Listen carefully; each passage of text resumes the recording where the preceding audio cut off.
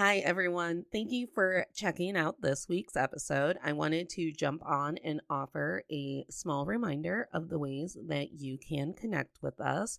The first way is our socials. So we are Men I've Tolerated Pod on Instagram and Natalie K124 on TikTok, my personal Instagram. And you can find us on YouTube and Pinterest under To All the Men I've Tolerated Before. The second way is by becoming a Patreon member. We are well on our way to our 25 member Patreon, where we are going to unlock bonus perks to being a patron member. Shout out to all of our existing patrons. As an independently ran and funded podcast, your support means everything. Another way that you can connect with us is making sure to subscribe and leave comments wherever you can so we can start reading reviews on each podcast episode. Thank you so much for being here. Make sure to check out the merch store, and we will see you next week.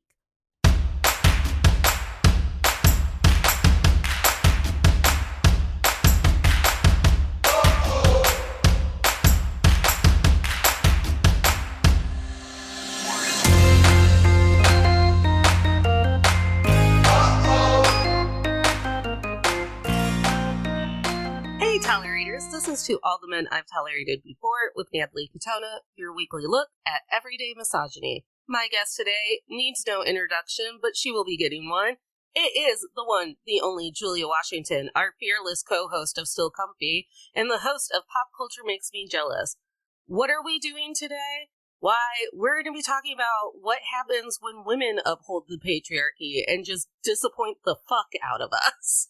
Because it's been a wonderful summer, but it's also been a summer of that. It's also been a summer of bummer.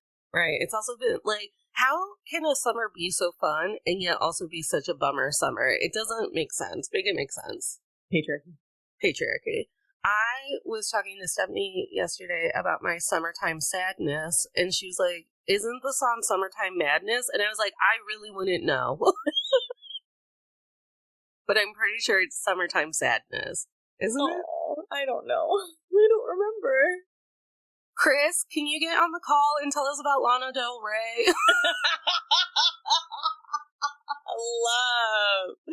Love Lana Del Rey. Bullshit. But yeah, I was talking about my, like, summer ennui, where I'm like, there have been so many highs in the summer of the era of the Barbie. Mm-hmm. The pink summer, if you will. The pink summer, if you will. And I was like, we've gotten to be, I don't know, we've gotten to be so unapologetically girly and joyful and whatnot, but it turns out that men still hate us.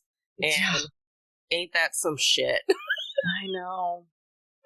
It's so hard. We're so delightful. Why do men hate women? I don't get it. Why do men hate women? Even when I'm not bringing up my show name, because my handle has so much to do with the show or whatever, they're just mad.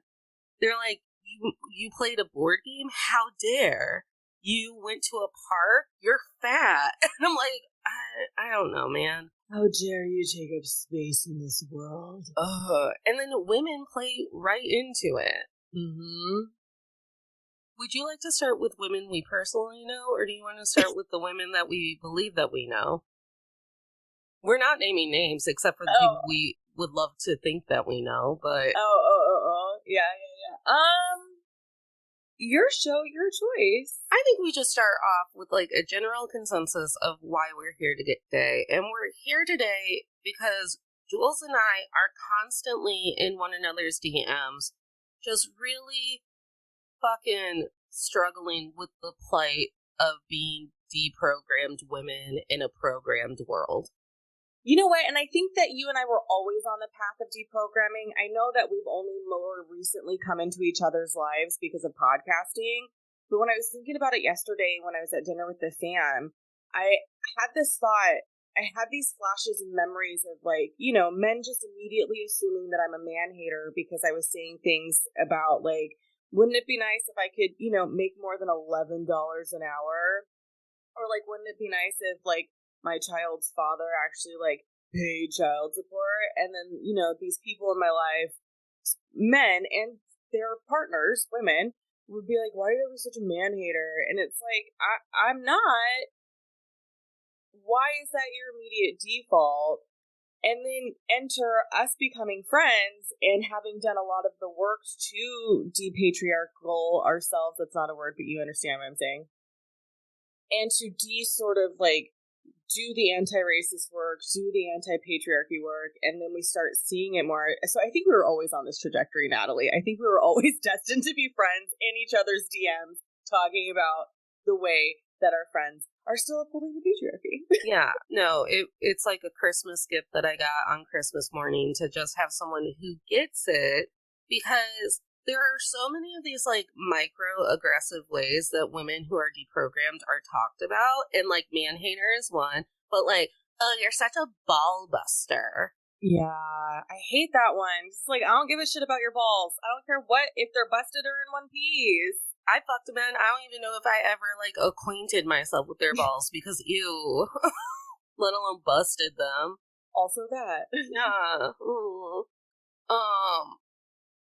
And ball buster, like eventually you're just gonna have to settle for what's out there. Well, that's a gross ideology.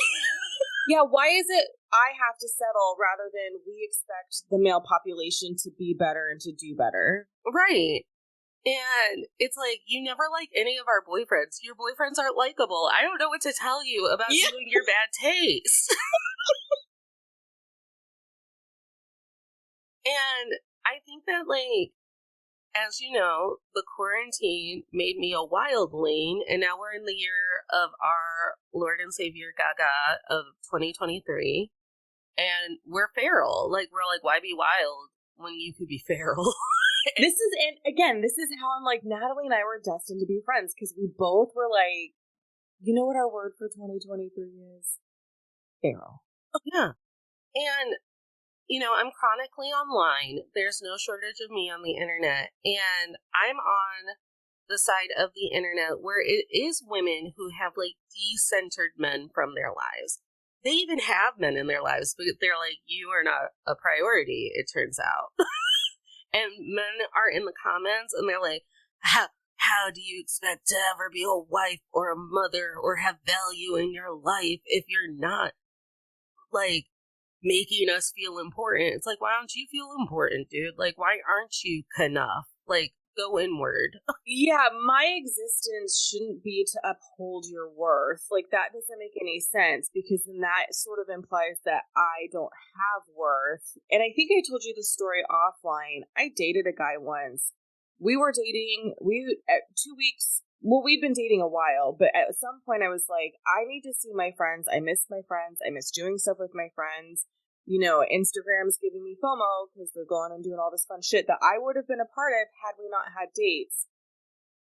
And he was like, just the look on his face.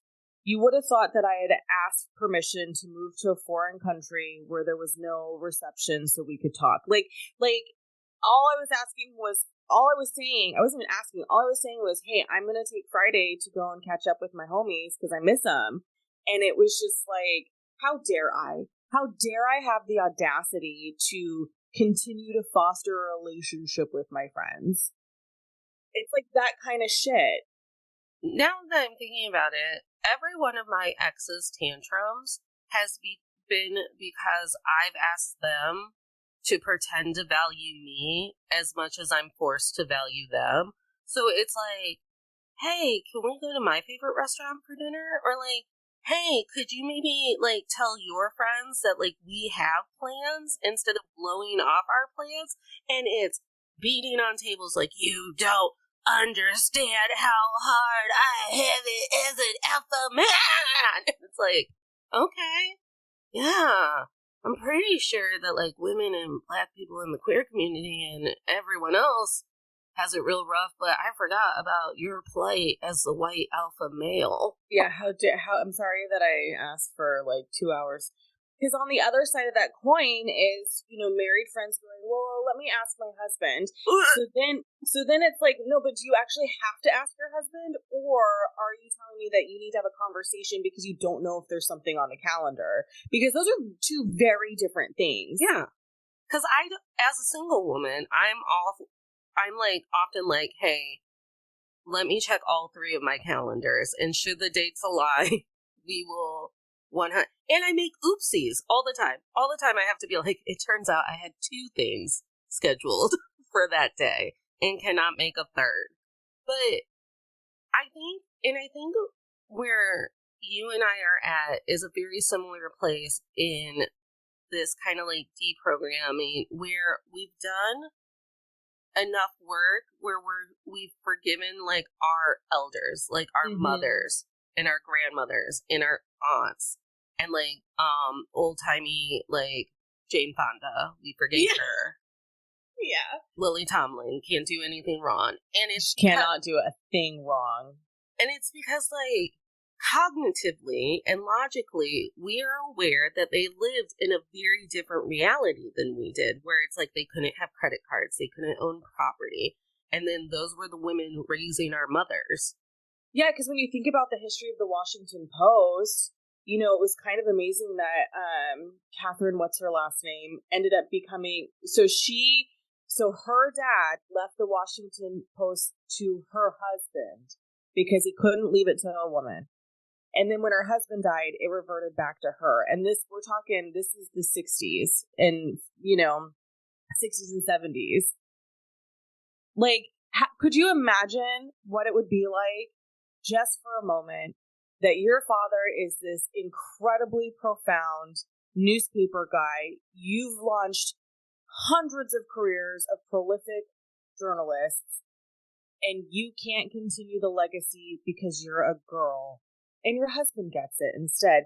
Now, she is guilty also in some respects of upholding patriarchal standards, but also it was the 70s and they were still working on it. So I've also come to forgive her to an extent. Yeah, and I think we see the difference between like methods of survival and like methods of acceptance. And I think that's why we have such a hard time with women our own age or within our age bracket or generation, because we're like, wait a minute, they gave us credit cards.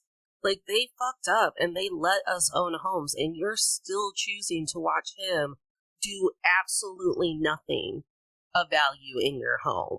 Yeah, and that's the thing, right? So you and I had a conversation about the Barbie movie. Everyone needs to go listen to that episode because Natalie is brilliant. I had half a brain. Life is hard. And I was thinking about it today because I was watching some TikToks and some reels that use the Billie Eilish song, and just sort of this, and there's this person in my life who really loved the film, and then her husband came in and was like, well, it's men bashing. And I thought, I'm really disappointed to learn that that's your husband's position on this film, because she is trapped in this box. She is a badass woman who runs her own business, but still is the default caretaker. Still is, living under a system where her husband believes that this movie is male bashing. And I can see her wanting to break out of that. Like, to me, it was like the Barbie movie for her was, oh, I feel seen, like a lot of women have been. But then that step back into, well, I can't achieve that because I have all of this that I have to continue to do. And I don't think enough people give the Billie Eilish song enough credit for that line, don't tell my boyfriend it's not what he's made for. Right. Because female emotion has been weaponized against us for eons, ever since the first tier was created by Athena or Apollo or someone, whatever pantheon you're subscribing to today. And it's such a poignant moment for Billie Eilish to go, I'm sad. What was I made for? Don't tell my boyfriend it's not what he's made for. Because we're constantly in this position in our marriages, our relationships, our mothering of children, to swallow our emotions, put our emotions aside, whatever, because everyone around us wouldn't know how to handle them anyways. Well, and two, there is this, because I've observed some of my friends who have daughters, there is this early indoctrination of, you need to control that little girl. You know, you get into a tussle with somebody, specifically a male child, and have you apologized to fix that relationship? Comes out of the mouths a lot, only to the daughters, never to the sons. Yeah. And it's like, but the boy was the aggressor. Like, teach him how to apologize. Teach him how to control his emotions. And I understand that we are a culture and society that tells men also they're not allowed to express emotion, but it hasn't been weaponized in the way it has been for women. Right. They haven't lost jobs over it, or reputations, or been slandered in the media for having a breakup, like, or getting yourself into an abusive relationship. You're never on trial. Like, men aren't on trial at their own rape trials. It's like, I have to prove what I was wearing, why I'm an upstanding citizen, why I'm not just like a slut who gets herself in bad positions. Meanwhile, he's just sitting there, just being like, I got mine. In our country, the burden of proof is on the victim.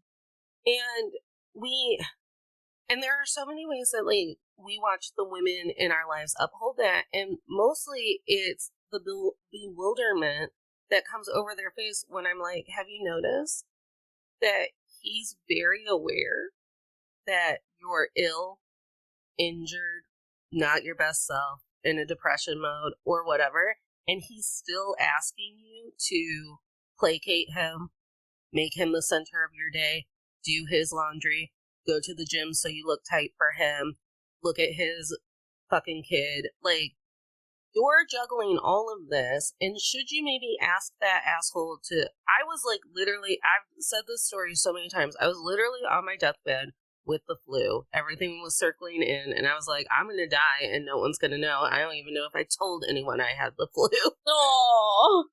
And I messaged a man that I was sleeping with that was not my boyfriend, and because he was afraid of ever making me feel like maybe he cared about me at all, when I said, is it like, I was like, I might need a smoothie or something. I haven't eaten in days. He was like, man, that's going to cost you like a pretty penny to get a DoorDash smoothie. Meanwhile, a woman in my life worked a 14-hour day, then went to the grocery store, and then broke into my house to be like, you now have like hydration and sustenance and flowers. I love that. See, and that to me is like one of the small steps to dismantling the system that keeps us down. Because if more, and we've talked about this all the time, so now we're saying it out loud on a recording. If more of us could band together, the power we would wield, and that's why it's intentional to keep us marginalized, because keeping us apart is to the benefit, because we can, when we unite, the only word I can think of is unionize, but that's not the right word. I've been using the term unionize for anything. I'm like, if only we could unionize, and people are like, what? Yeah. Like, but when we gather together and become one, it is a very powerful force. And that's why you see all these tiny systems being dismantled. Not to get political, but I'm getting political. That's why you're seeing redistricting. That's why you're seeing schools being school curriculum being restructured, and like all these different things, because it's like the power of us coming together and being community is so strong. And I think that's why it's to the benefit of the patriarchy for the women to still be programmed and uphold it, because that's more hurtful than a man doing it. Okay, so you know how on our Barbie episode you made a beautiful manifestation, and it was about you made a beautiful conclusion that matriarchy wasn't the way to go, and I was like, isn't that something? But then on the podcast Man Enough with that beautiful man from Jane the Virgin, Raphael. Yeah. And then he is an ally. He is a true Allen. He is a true ally. I'm like, please, dear Jesus, protect Black Jesus, protect this man, because I do not need to know. Like, I want to believe his heart is pure. He's never not been enough. And so their co-host, the woman co-host that I think is like a therapist or something. I thought it was his wife. Maybe, I don't know. I know that I will just sob myself through the episode, so I only watch the clips. Yeah. She was talking about how in historical senses, matriarchy doesn't actually mean women are on top and then men have the same struggles and issues that we've had with, like, not having body autonomy, not being taken seriously in the workplace. She goes, no, historically, every matriarchy where women were the center, it meant women, not woman, and it was a community builder. It was an actual, it was an actual village raising kids, making baskets, getting berries. That makes so much sense. And now I'm having a revelation of, again, and go listen to our Barbie episode. But just to restate, again, Barbie is a gender swap. So it's not a matriarchy in Barbie. It is women being the patriarchy, but it doesn't have the horrible elements of the patriarchy to it. They're just, the women are just centered and the men are just there. The other thing I wanted to say, when we went to the East Coast, when my son was in 8th grade, because in California, our history is all rooted in Mexico, because we were Mexico. And so we're very disconnected from the origins of the U.S. because it's not right in front of our faces. So when we were in colonial Williamsburg / parts of Virginia / doing all this tour, we did this tour at a museum where they had all of these, dwellings that were, I don't know if I'm pretty confident they were replicas of what Native Americans, and the guy told us, he's like, in our region, the Indian Council has deemed us, you can say Indian, I don't know, whatever, I'm gonna say Native American, I'm in California. So he basically, as we're doing the tour in the museum, because you walk outside and it's this huge, like, village just replicated of how Native Americans lived. And he's telling us about how, like, in this particular tribe's history, I forget what the name is, I apologize, it was a long time ago. There were so many tribes in the East Coast, so... Also that. They basically the women basically owned all of the huts, all of the, they sort of managed the community, they were the leaders, and the men did the things that they needed to do. Like, everyone had a role, but the women were essentially in charge. And then, of course, in whatever year it was, 2018, I guess, 2017, I don't fucking know. I think that's when the big part of deprogramming started truly happening for me, because it was like, oh my God, you intentionally destroyed, you being the colonizer, intentionally destroyed female-led communities, like, on purpose, because it was a threat to you. Yes. And it's not like the Native American men weren't manly. We've all seen the photos. Like, they be men. They be taking down buffaloes. I have, like, 1,000-page book that every once in a while I just, like, read a section of, because I'm like, it's going to take my entire life to read this book. And it is all about how women were at the forefront of religion and community and whatever you would consider politics of the tribe at the time or whatever. And it was the colonizers that came in and were like, have you never heard of the power of men? And Barbie movie is essentially that. that. Which is why I didn't get mad at the smallpox line. I didn't clock it as microaggressive because I was like, America Ferrera is just telling you history. Right. That is just what happened. Correct. So yeah, I have a book, and it took place here. It took place in Africa. It took place in Australia. Like, people were literally living their best lives, had a whole fucking system, had a relationship with the earth that was taking them places, And then Europe decided, and Napoleon, like, didn't feel enough one day. And then, and he was like, have you never heard of the power of men? And it's like, what? And then, you know, as we know, it didn't ever work out for anyone in any other colonized country. And they have you convinced that it's a benefit to join, right? So, like, it's no longer the British Empire, it's now the Commonwealth. Yeah, so this whole idea that, like, if power, and we're getting a lot of fiction about it. I recently read The Power. I'm going to read When Women Were Dragons. We're getting a lot of literature about, like, well, what if women had the upper hand? And there are a lot of women who get the upper hand, whether it be electricity coursing through their body, or they woke up and they kind of looked like a dragon, or whatever. And they're like, oh, you motherfuckers are about to get yours. And then there are the other women who are like, oh, we can finally start calmly and slowly taking back things. And both sides of that coin is valid because we've had centuries of being hurt by patriarchy.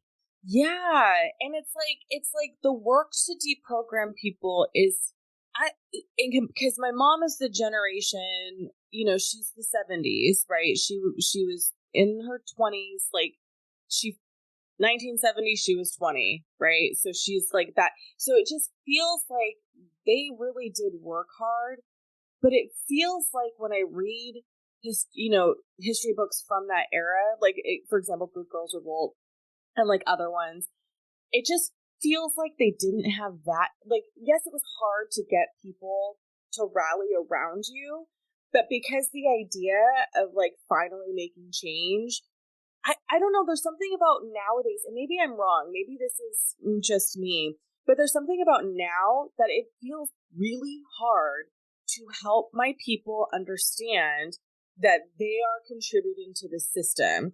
Whereas, like, when I listened to my mom and her friends talk about stories, it was like they sort of intrinsically knew what to do and then took action. But now with our generation, if we know what to do and take action, well, I mean, I don't know where I'm going with this, because honestly, like, they were also very horrible to all of the feminists. Like, think about all the shit they said about Gloria Steinem back then, Betty Friedan. And granted, like, Betty Friedan isn't innocent. She's said some stuff, racial stuff, but, like, I don't know, it just feels like now with our generation, there is an active machine who is sucking women in and being like, don't be like those girls, don't be like those girls. Oh, I think one of the realities of the backlash of the 70s and women being like, what if we just decided one day that we get to own our bodies? But is that patriarchy, like, because everyone wants to feel like men are so dumb and they don't even think deeply about anything and blah blah blah. And yeah, I will also preach that, but we don't understand how men will do anything to keep their power. Right, and that's what's fucking scary. So when the 70s happened and women were like, we want to vote on our body autonomy, and we want to march, and we want to gather, and we want to fuck a bunch of people and have that be okay and get birth control and whatever, I think, because it's all so subtle and it's all so quiet that you almost cannot convince our generation that it's still happening until you wake up and your abortion rights are taken away. But it's like they started using apathy. Instead of just, like, blanket offending us or throwing their dicks around or whatever, they were like, it's not really that bad, though. And, like, you still want to be a mom and have a minivan and the American dream and a dog in a yard. So the slow dismantling literally started the minute Roe v. Wade passed. And when I discovered that, I want to say it was like 2008-ish, when I had, like, read something where I was like, what the fuck is Mississippi trying to do? Like, are you kidding me? And then kind of followed it lightly. And then anytime I brought it up, specifically women would say to me, that's not real. These same women in 2022 were sending me these articles telling me what I could do to right, to my Congress people. And it was just like, ma'am, I've been telling you about this since 2008, and you called me crazy and told me that's not real. Mm-hmm. And let me tell you what another byproduct of capitalism is and how it affects our activism. We love a fucking parade and we love a historical marker. So in the 1970s, and when Roe versus Wade got passed and Gloria Steinem did the work and, you know, they did their damnedest to try and make feminism not intersectional and make it racist as fuck. Which is exactly what they did when women had to spend 88 years to get the vote, to get the right to vote. The thing about capitalism is it's created this wavelength where it's like, well, I got a thing and now I'm done. Yeah. So when Roe versus Wade was ratified, is that the word? I'm so good at politics. The Supreme Court goes and makes a vote. Sure. Right. When is it called ratified when they do it? Is it when it passed? When it became on a piece of paper? I feel like we're conditioned to be like, oh, we fixed it. It's the same with slavery. Oh, we fixed it. It's the same with like the civil rights movement. Oh, we had a parade. We fixed it. With no consideration to the fact that you can't just walk into the Supreme Court and say, hear my case. You literally have to start in lower courts and then appellate courts and and then they pass it on, and getting to the Supreme Court means that you've been working on it for a decade. So meanwhile, the friends and the women who are telling us there's no way they'll take away Roe versus Wade, I bet you they were the first ones to sit at home and knit a pussy hat to put on Etsy and to take selfies with on Instagram. Like, the performative activism is a huge wall between us and actual progress because it makes us feel like we just did enough to get through the day. The other part of that too, Natalie, is this concept that not everything is connected. So like last night at fam dinner, we were having a conversation about, oh my God, I intentionally deleted his name out of my head, but Anita Hill's abuser. And, you know, one family member was like, you can't look at you're not looking, so basically to boil it down, it was my father and I were saying it's everything. Like, you have to look at everything. He is in an extreme position of power. He is abusing that power, da-da-da-da-da. And then this other person at the table was like, no, you have to look at his origin story and take that into consideration and offer him grace. And my dad and I were like, yeah, we'll give him grace for that part. The issue is that he's continuing to make harmful decisions. He's in a position of extreme power that you could argue might be more powerful and impactful than the presidency. But this other family member just didn't want to see that. And that's the other sort of disjointed thinking. Not that my family member was wrong. It's just that things aren't siloed. Events aren't siloed. How we process and do things aren't siloed. I forget the actual term for it, and women are more prone or inclined. Sorry to be so gendered about it, but there isn't any studies other than women doing this sort of like, it's not circular thinking, but essentially seeing like how everything is connected to get to point B. And that's, I think, the other part of it too, is that the patriarchy is like, don't look over there. That has nothing to do with what we're talking about here. But those of us who are like, no, but I want all the information to make a valuable opinion, are like, no, but we need to look over there because we think over there is going to affect over here. Right. It's like how our country is too fucking big. Yeah. And people will just tell you, who cares what happens in Florida? It's batshit there. And it's like, we should care what happens in Florida. Because right now, DeSantis is only in charge of Florida. But he sure shit wants to be in charge of the U.S. Right. Trump used to only be in charge of a show on ABC. He used to only be in charge of Omarosa. can't believe you brought up her name in my presence. Okay, Fox. That's what he was in charge of. And we let him be fucking president because so many morons were like, he's gonna take us to the promised land and he's gonna make us all rich and we're all gonna get a tower. Yeah. And then I think that seamlessly moves us into what we've gathered here today to do, which is to grieve openly and process this summer of really powerful women still upholding the patriarchy. I didn't know I was going to start with this, but I'm still so mad about how, without blinking, without questioning, without anything, Beyonce will just stick up for Jay-Z. And let him be a part of her power. Yeah, we could do an entire episode about Jay-Z's conversion to being part of the problem. And God, they're gonna fucking come murder me for saying that now. But it's not just me. I saw a bunch of Black creator accounts sort of addressing it as well. And she doesn't need him.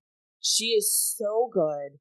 She is so beautiful. She knows how to put on a show. I've been watching the TikToks. I can't afford to go to a Beyonce concert, but I sure as shit am consuming all of the TikToks, and it looks incredible. Yeah, so here you are. It's our Queen Bey. It's Queen Bey.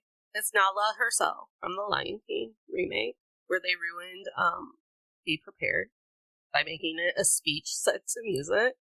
And you're looking at her and you're like, girl, get rid of that motherfucker. Why is he still... And my favorite part of TikTok is compilations of Beyonce being visibly irritated that he's even on her stage. Do you think that they can't separate now because it is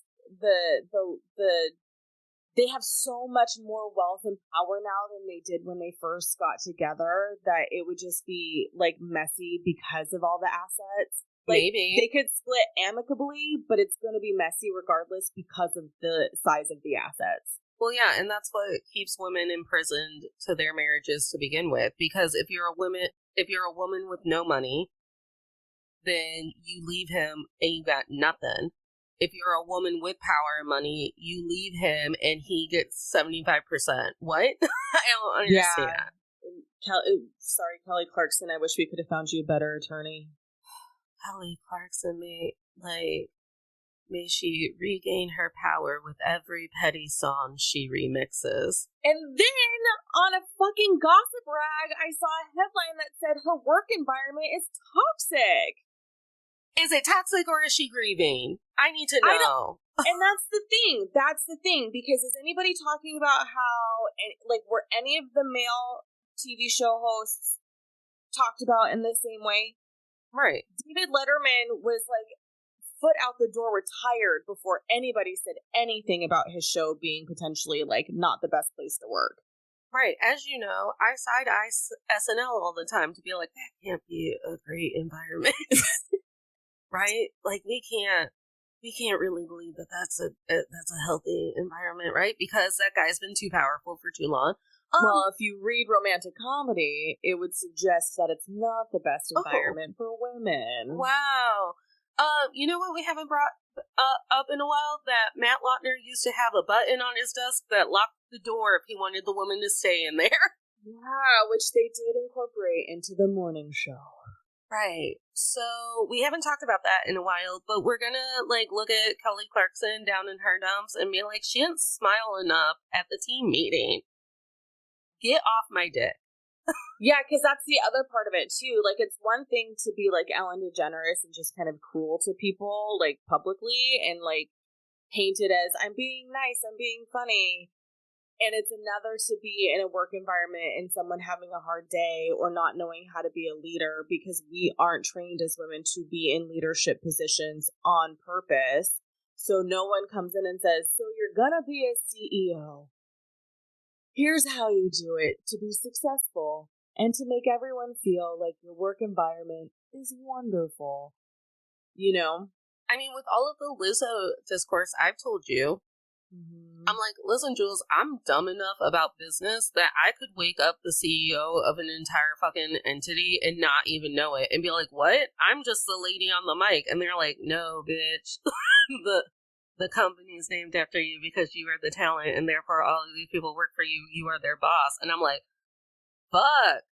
Shouldn't have brought Jello shots to lunch then. And that's the other thing, too, because I think I told you also when the Lizzo stuff broke, like, I come from government, so there's a clear line in the government that that a lot of people don't follow, and that blows my mind, about what's appropriate behavior from a manager to their employees, a supervisor to employees, the big boss to the employees.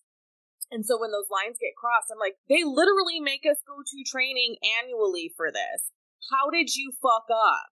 Like, Lizzo, I get it. You went to be a musician. You wanted to do the thing. You make music that makes people feel things. No one's sending you to and I'm sure, I don't know, depending on where her business is rooted, right? Because every state is different on what's mandated for training.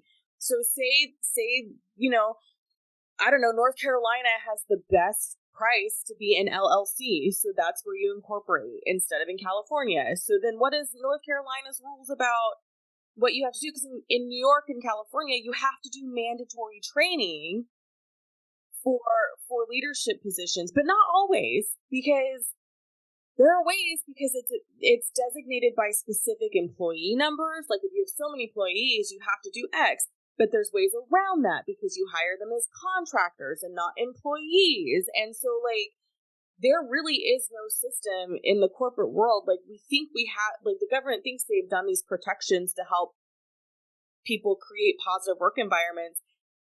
But there's ways to circumvent that. And two, when you're a musician and a performer and all you want to do is musician and perform, like, that line is blurred very easily. Not that I'm justifying any of the behavior accusations. I'm just saying, like, I can understand, having been in theater, why lines get crossed. Right. Well, and you know, my good friend Deanna, who's been on the podcast before, we had coffee yesterday, and she told me, she's like, Lizzo ain't doing anything then that a stockbroker hasn't done to fucking seal a deal. And it's probably not as egregious, and not justifying it, but, like, man, if Wolf of Wall Street was a real story, And, like, I get it. I also get being a person who's underneath a powerful woman and still feeling like you have no agency. I've been in a job like that. I've been in a job where a woman's acting like a white man because it's the only way she feels like she can get by and keep this job and prove herself. And there are a lot of times where I didn't speak up, and then there was a whole year that I did speak up, and I lost my job, and I would like a lawyer to reach out to me, and maybe we can sue his school district. I don't know. Because you and I have talked about this in ad nauseum in the DMs about how, like, is it even a safe space for someone to speak up? Like, there is this huge subsect of the community mixed with men and women who say things like, well, why didn't you say something sooner? Well, why didn't you do this? Why didn't you do that? You shoulda, shoulda, shoulda, shoulda. But it's like, it's not black and white. It is very gray. It is very nuanced, and you don't know. And I think I've said this on your podcast before. I've had a job where it was very clear HR was not there to help the employees. It was very clear HR's position was to protect the company. So anytime I had something happen that was like, this is not okay, I would have white friends tell me, go to HR. Because that's their answer. And I'm like, HR's not here to protect me. They're not going to do anything. They are going to do whatever they can in their power to make me want to leave and quit, so that way they don't have to fucking pay unemployment or severance.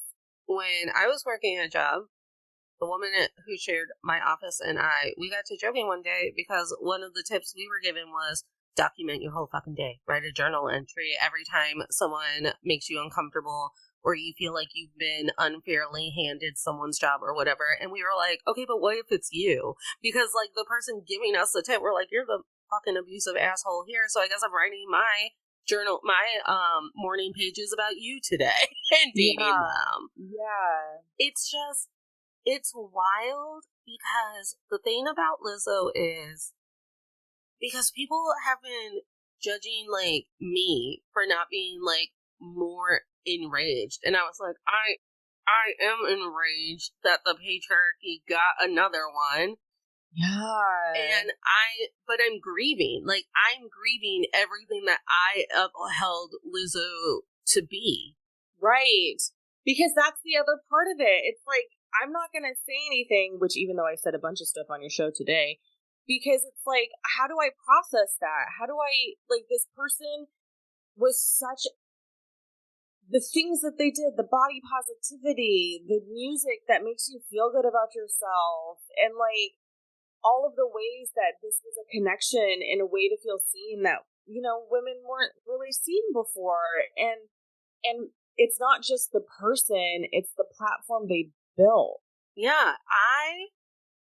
I mean, I was turning Lizzo songs into lullabies for my nephew so he didn't grow up to be a man who resented me because I'm fat. Like, right. And there's this, I don't know, it just is so heartbreaking. And you know, when everything broke, people were probably like, I had a feeling there was something off about her. I told you I didn't like her. Because that's how I was about Kevin Spacey when they spoke about him. I was like, Matt Lautner, you've always creeped me out. Yeah. But it's just like, and like we talked about with another group of ours, it's just when it's a certain type of man who comes out who's accused, you're like, yeah, okay, I get it. That tracks. But when it's someone like Lizzo, you're just like, no, I feel blindsided. Yeah. I feel like this is more than just a left field situation. It is a Mack truck that came out of left field and knocked us all down. Well, and like you said, nothing is siloed. So it's not like Lizzo woke up and wrote in her journal when she was 12 years old, I can't wait to be the most powerful singer for plus size women in the world, and then take those plus size women to titty bars. Like, it's nothing is siloed. So Lizzo has also grown up in a country where she's probably watched a lot of people in the music industry wine and dine in titty bars. So again, it's all like, what was made normal for you? Right. And I think we also need to normalize, because I think there's a lot of like contention too. Like, if there's something that I'm just not comfortable doing and then people want to give me shit for it, like, why is that a thing? Mm-hmm. Mm-hmm. Just accept it and move on and be like, all right, so you don't want to do it. Cool. Respect. I'm out. Right. Because there is like a lot of Joshin in creative spaces where you're like, I don't want to go out tonight. And they're like, I don't want to go out tonight. I don't want to. And then the one is saying, I want to dance with somebody at karaoke. I'm going to go to bed. And then you're like, well, I guess I'm fucking going out tonight. Yeah. Yeah. And I understand where these women are coming from. Their boss was like, we're going out tonight, hoes. And they were like, I guess we're going out tonight. I guess I'm eating a banana. Like, it happens in our friendships and in our families. And so I think I told you this story, so I'll share it here. I had a friend who worked at a financial institution, and they wanted their Christmas party to be going to whatever Christmas movie that came out at the time that I think was starring like Joseph Gordon-Levitt or something. And it kind of had like a raunchy feel, but it wasn't a red rated R, it was a green rated R. But it was still a rated R movie. And my friend was like, I'm not comfortable going to a rated R movie with my coworkers. Like, that to me feels like a line that I don't want to cross, because these are my coworkers. They're not my friends. And so when she sort of voiced her concerns about that, the HR started retaliating against her. Oh, imagine fucking that. And also, and I was like, I was indifferent in the sense of like, that is not okay. If you are uncomfortable doing that, their response should be, cool, you don't have to come, ignore the emails that come through. Because my whole thing was like, this isn't going to end well for this party. They're going to go to that fucking movie, they're going to go out drinking after, and then HR is going to get a call because someone got touched wrong the next day. Listen, Christmas parties get insane. I don't even know how they're still a thing that hasn't been canceled. Because I went to a Christmas party one time, and the food was mediocre at best. And then we were in walking distance of we used to have a really big gay club and drag bar downtown, and we were like, let's go there. And I'm there with my fucking principal. Meanwhile, like, I'm throwing it back because I got it, and, like, whatever, because I'm already drunk. My food's been free, and so has my drinks, and then now we've all decided that we're going out, which is what happens. Meanwhile, I'm watching my principal. She's lost her goddamn earring. I was like, is she going to make us all turn off the music and turn on the lights to find, like, because what you're going to find is, like, drug paraphernalia. Your earring is gone. Like, right.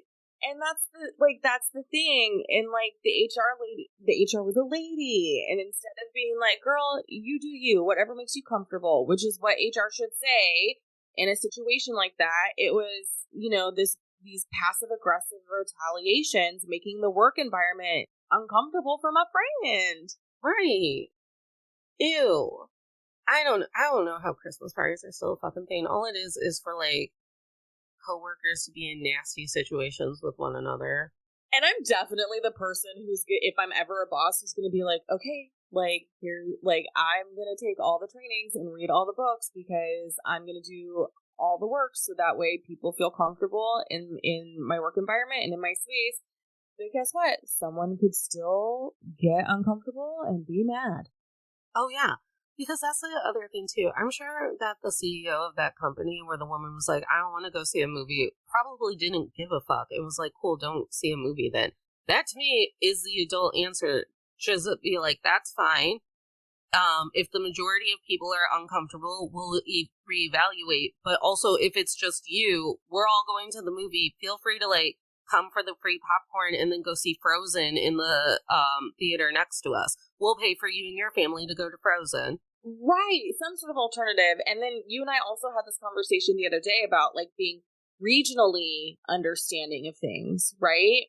Because that's the other part of it, because there's a very specific type of awoken lady who thinks they're doing the Lord's work by counseling people and like helping them understand, their ways of progressiveness, but it doesn't take into consideration what the culture is where that person has come from. And I don't just mean like other countries, I mean other regions too, because anytime, like I told you, I'm watching this woman recap Bama Rush TikToks, and it is blowing my mind, the culture, not just of sororities, but specifically Bama Rush. It is a culture that is completely lost on me. I am shocked. I'm learning a lot, which is going to help me in my anti-racism work and my anti-patriarchy work. With that said, though, it's like if I were to hire an Alabama U or U of Alabama, whatever the fuck the school is called, alum, I now understand a little, and there were a sorority, I now understand a little bit, and I can be a little bit more aware of how to interact with that person, rather than just being like, oh, I really saw this from a fucking idiot. Because they are actively recruiting Northerners. They have it's like an 18% acceptance rate for people from the North or something like that. It's part of their agenda for the South to rise again. Speaking of learning different cultures of the different regions of our land, let's shift to my favorite blonde capitalistic Barbie who used to mask as a Southern. Yeah! The one, the only Taylor Swift, and her, I hate that stupid. What are you going to do when debut is its turn to be Taylor's version? You bring in the Twain back? I kind of hope you do. Wouldn't that be interesting? Oh, I'd be so curious. Like, what, are you going to turn Picture to Burn into, like, a hot-ass ballad? No, bring back the Twain. His 1989 Taylor version comes out October... Yeah, in October. 29th or something like that? I think the 27th. I don't know. Oh, okay. I knew it was 20-something. So... Girl, how does this girl have energy? She is on tour. She is doing a North American tour and then going to Europe and then coming back to North America and releasing Taylor's versions at the same time. Is she a robot? I don't know. I feel like it's how she deals with her trauma. Honestly, like if I had to equate it, it feels like when I would over socialize because I could never be in my house, because if I was in my house, the demons were going to talk to me, the inner demons. And now I take a pill for that. And maybe Taylor's worried about taking a pill because she's like, my artistic integrity. So Taylor Swift. As we know, this summer has been the Taylor Swift summer. We're making friendship bracelets. We're taking the moment and taste it, and we're long living. And we're telling our children her name. Okay, it's the Taylor Swift summer of 2023. I didn't make the rules. The Swifties did.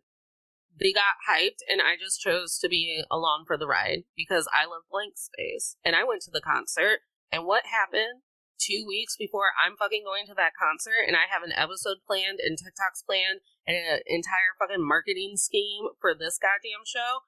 And honestly, it's none of Taylor's business, but was I not mad at her? Oh, Taylor Swift dates a racist, misogynistic, homophobic asshole.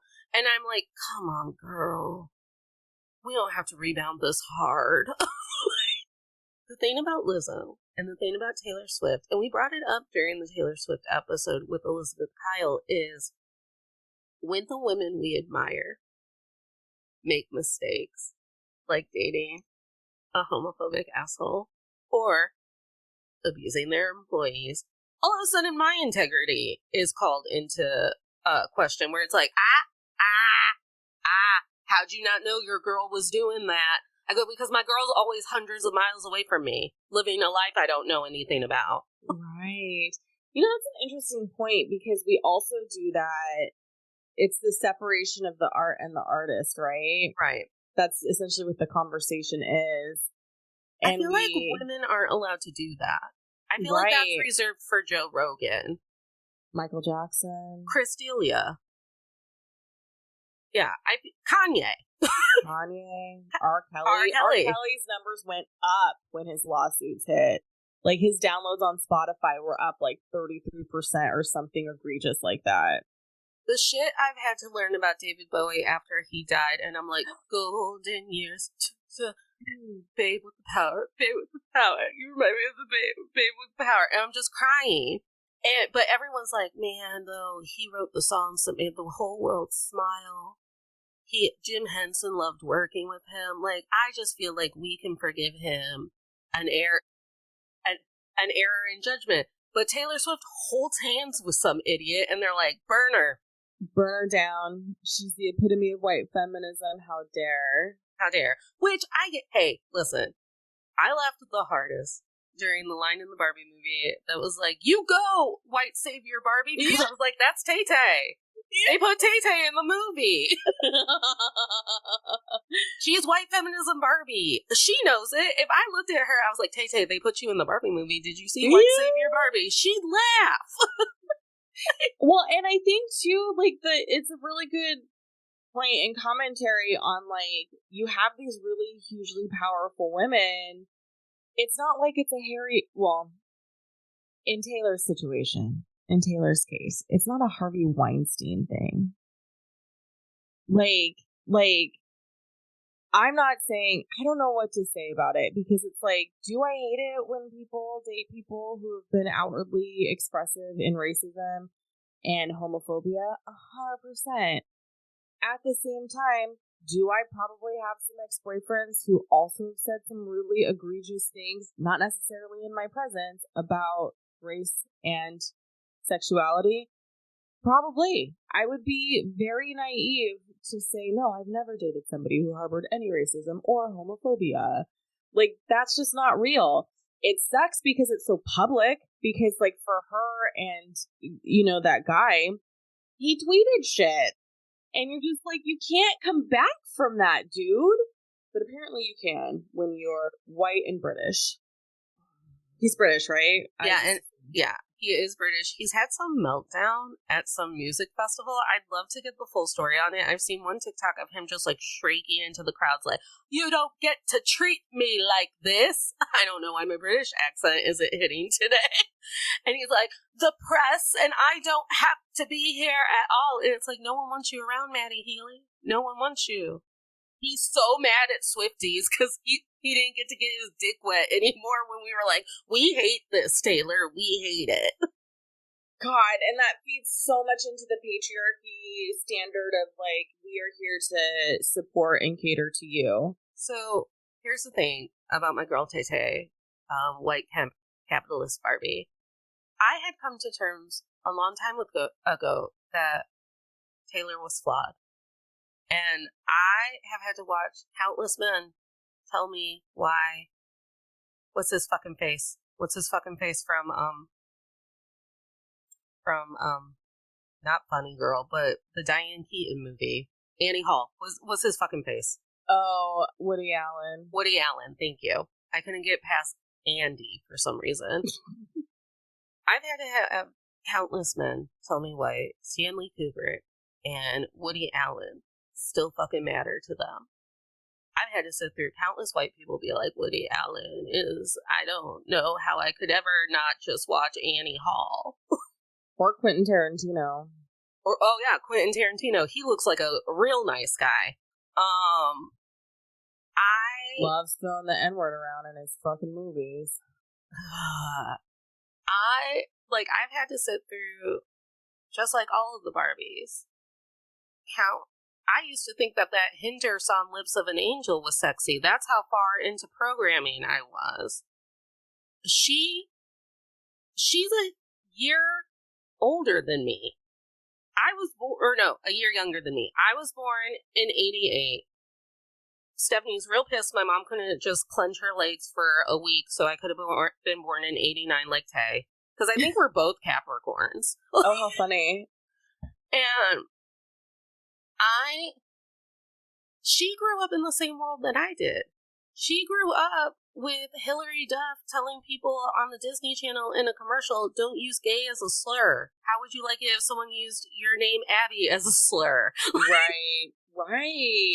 Like, she grew up being told the exact same messagings that we were. Like, you have to trust the men with the money. They're going to be the ones that publish your songs. They'd never lead you astray. And now here we are in the era of Taylor's version because they fucked her over. And people are mad at her about that too. And I know I've been bringing up Taylor Swift a lot though, but in my mind, we're parallel victims of the patriarchy. Because I too have dated some real classless assholes. And one day this show is going to blow up and people are going to bring into question whether or not I'm actually intelligent because of the real classless assholes I've dated. Well, as we talked about on Normal People, my episode, when you have, it's not sex brain, but it's sex brain. All right, it's a hormone thing. I don't know. I wasn't on a pill. And, like, it's so infuriating. Like, remember when people were so mad that she went from country to pop and just called her a sellout? And it's like, you don't want people to grow. So on the one hand, we don't want people to grow. Right. But on the other hand, we expect people to grow. Like, our society is just contrary to be contrary. And it's exhausting. Because here's what's so hard for deprogrammed women. When women who are still programmed and still, like, running their game in the patriarchy do something wrong, mm-hmm. I gotta answer for it. I gotta answer for the fact that you imperfect. Right. And that's not our responsibility. The hardest thing, and it's the same with Beyonce, the hardest thing about Taylor Swift in that Maddie Healy moment for me was, girl, you've got the world on a plate. Mm-hmm. You've never been better. You've never been more talented. You've never been making more money. And you decided this greasy, ugly-ass motherfucker who can't shut his mouth was it? It can't be that good. It can't be that good. But we're told all the time that it's that good. And I could just imagine the conversations he was having with her to, like, continue the cycle of her being into him where it's like, oh, Taylor, you know that the press just really doesn't treat us kindly. And you and I have gone through that experience together. I don't have to gaslight you all. We've all been gaslit. We know exactly what he said to her. Yeah, I also think too, I wonder all the time if she feels really lonely because she is at a level of stardom where, you know, how do you know the friends that you're making are truly your friends and really there for you? There is something to me that is very sad about being the level of celebrity that is Beyonce and is Taylor Swift, where people have created who you are in their head. And so it makes it hard to have, like, a true connection. Because are you wanting to be near me because of me, or are you wanting to be near me because of what you've built in your head? And how many times has she torn down a good friendship or a good relationship because she's got to live in that paranoia every day? And I wonder if that's why Beyonce and Jay-Z are still so strong, because she's like, he gets it, he understands it. And it is really hard for it's a lot harder for Black people. Like, you could not, like, if Taylor Swift were Black and she had gone through and all of that had happened, we would be having a completely different conversation. My tagline for the Taylor Swift drama was, "We've all been had by bad men." And here's the thing. I bet you that Maddie Healy is one of these fake woke enlightened men where he's like, "No, but I really love women. I just love women." And meanwhile, he tweets egregious shit on Twitter. And that's why I watch really abusive porn about them, because I love women. And I'm sure he fed her all of that shit. I've dated a Maddie Healy who just took things that I said and or wrote in song lyrics or whatever, and then just repeated them back to me. I've had a man literally just listen to all of the shit that I say to my friends and just be like, "You know what I've really noticed about you? You're so unapologetically bold, and I just know that that's going to get you places." Meanwhile, I've forgotten that I said that the night before to one of my friends, that I'm so unapologetically bold, and that's why I'm going to make it places. But they just parrot it back to you, and then you build a fake sense of intimacy because we've been taught to believe men, and that they just want what's best for us, and they want to take care of us, and they want to love us and fuck us, and it's all going to be beautiful. Do you remember, I forget which boyfriend breakup it was, and it was kind of, it might have been pre-Instagram. There was this mom who kind of got famous on Facebook because she held up a sandwich and the meat was sloppily out of the sandwich, and basically used that as an example to young women of like, this is what Taylor Swift looks like down below. Gross. Don't be like that, you know. So it was like a weird way of implying that she's a slut. Mm-hmm. And it was like, at the time, I was just like, this is fucking, like, I don't even know how to respond to this, because why would you do that? Like, that is not a cautionary tale visual that you should be offering to people. And two, why you gotta be all up in Taylor Swift vajayjay? Like, let her vajayjay be her vajayjay. Like, but it was like this mom, because it ties back into the whole patriarchal mentality. You have to be chaste. Taylor's not chaste. Look at how many boyfriends she's had. And you're just like, but does it matter? It also averages to like one boyfriend a year, maybe two if we're lucky. Which is like pretty, like, I feel like that's not uncommon. Isn't that normal? That's the thing about not being deprogrammed, is no one actually wants us to shop around for partners, because then we're going to just realize that the market's fucked and it's not good anyways. And I think that like part of this big deprogramming conversation is that like our programming flares up when we watch other women do something wrong, because we're like, ha, at least it wasn't me. Right. Look at that bitch, dumb bitch, ha. And it's like, no. If Taylor and Beyonce and Lizzo and women are allowed to make mistakes, and they're allowed to make loud mistakes, and they're allowed to come back from that, and we're allowed to like see it not as a siloed event, but as a series of events that have led us here, that means that I get to feel better about all the assholes I've dated. Because the other part of the Lizzo thing to me, because I saw this meme or somebody comment on one of the social medias and was like, well, if you have to wonder if you ever made anybody feel bad about something, that means that you did. And it's like, what? Duh. We've all made someone feel bad about something. But the way that it was worded was like you're a problem too. And it was just like, but here's the thing, like, perception is in the eye of the beholder. So like, I have plenty of interactions in life where I'm just like, God, I actually don't know how they perceived that. Here's where I'm coming from. And I really hope that they don't see me in that light. But I don't talk to those people anymore, because that phase of my life is over. But it does make me, like, I do think about it, because I'm constantly aware of how I'm treating people, because how I'm treated has, in certain sections of my life that I can't run away from, has never changed. So like, I don't ever want anybody to feel the way that I feel around certain people, So that's part of the deprogramming work that I started doing, because it's like, I don't want you to feel like shit coming into my house. I don't want you to ever feel like you're not welcome. I don't want you to ever feel like you can't be you with me.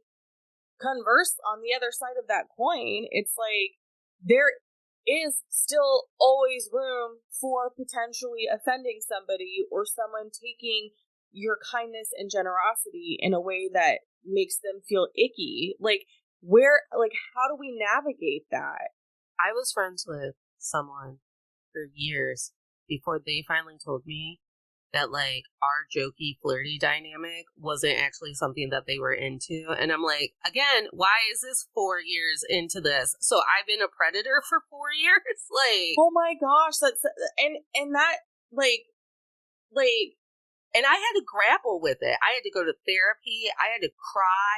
I had to write about it. I was like, here I am, a feminist, a woman who loves women, a woman who believes women. And I have now just been told that for years I've been a predator. And he and I worked through it. Like, it was a very long and emotional car ride. And we worked through it. And I was like, okay, tell me about it. And then I would just be like, okay, now that I understand, can I tell you all of the ways that I wish we felt comfortable enough with one another that you had told me about that? And then he's like, because things compound, right? He's like, okay, but then it became a running joke in our friend group and I think my biggest takeaway about being a woman who is, what did I call it? Like Feminism 601 deprogrammed for the Barbie movie, coming into contact with women who truly believe that they've done the work, or truly believe that they're strong, independent, truly believe that they're deprogrammed, truly believe that women deserve credit cards and body autonomy and voting and equal pay and all of that, but live a life that still uphold men making it easy to oppress us, is that my biggest takeaway is we've lived in a world where men getting to feel powerful enough to oppress us has just been handed to them every day for breakfast. So I can't expel any more emotional and mental energy being so mad at Taylor Swift because she's dating a bad guy. Because so many bad guys are sneaky bad guys, and so many bad guys are really good at lying to you about how they're a really good guy. So I can't give over any more emotion and mental space to wishing your boyfriend treated you the caliber I would expect my partner to treat me. Yeah. It's interesting because I feel like I still have a ton of work to do. That too. Why aren't we ever done? Yeah. When truly, do I get to be done? Truly. And I just feel like we've talked about this before, I'm in a different phase of my deprogramming than a lot of the people I had spent a lot of time with in the last 10, 12, 13, 14 years.